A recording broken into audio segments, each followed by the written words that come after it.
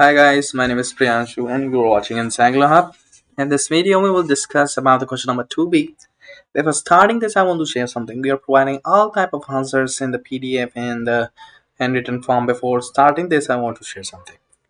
We are providing all type of answers in the PDF and handwritten form. If you need this, you can contact us on our number, which is 90093688238.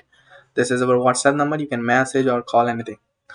Here, before this, and we are also providing the online classes for these courses. So if you need this, you can contact also.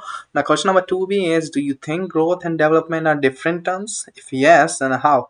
Also, mention the characteristics of development.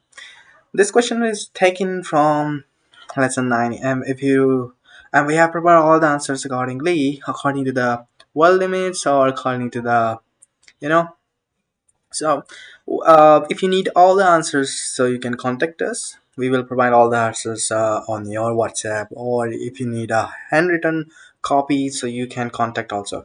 Thank you so much for watching. We will meet you soon in the next video with new topic.